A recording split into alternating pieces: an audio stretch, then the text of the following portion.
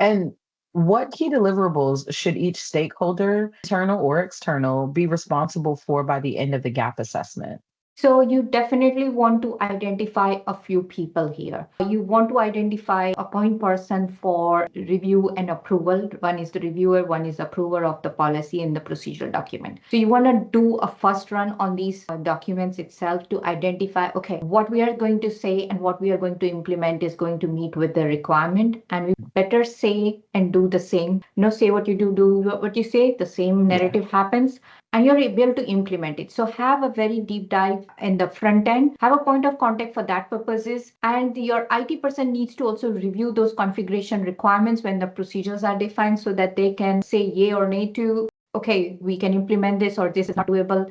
And then making sure that the IT team or the personnel are also creating their level SOPs or work instructions to the extent that's necessary. So if it's a very simple environment enclave, you may not need SOPs, but if there are some documented procedures they follow for how accesses are given, how they are reviewed, monitored, how certain logs are created, how backups are done. Generally, there will be procedures, protocols around it, but they can write it at very greater depth. Again, that depends on the risk to the organization and the support that's required by the team members. So you would want a point person who's responsible for all these configurations that are necessary. And then you need, as I mentioned, that you do need management buy-in here and management support because this is a long project and implementation takes time. There is also a lot of tools that may be utilized. So that requires additional funds and commitment in terms of resource needs in terms of funds is necessary. So management is one of those people you need. And the one more element I would want to say is look very clearly to the segregation of duties. Roles and responsibilities are defined. A lot of people are using MSP and that allows you to become more independent and more hands-off. So in that particular situation, if you have an MSP, having a compliance person, and that person can be assigned. It doesn't need to be hired for that particular role. You can just assign internally a point person. And then you need an IT person, or this can be also an assigned person who collaborates with the MSP and management, of course. So 3-4 people are a good number. And with these particular roles to support and make sure that the deliverables happen.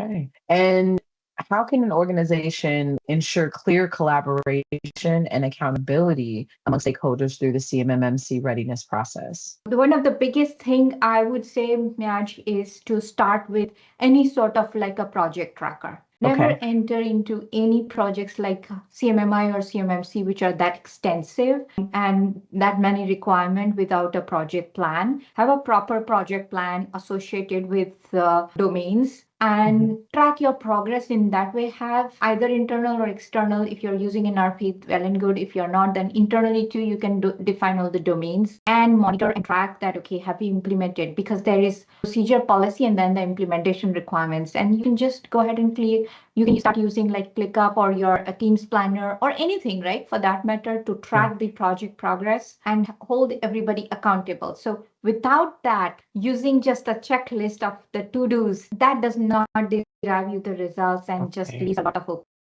Okay, that makes sense. Perfect. Well, I feel like this conversation in itself has gained a little bit of clarity. I know CMMC is ever evolving. So thank you for your time, and I look forward to speaking with you soon. A pleasure. Thank you much, Nyaj. Bye. Have a good rest of the day. Bye-bye.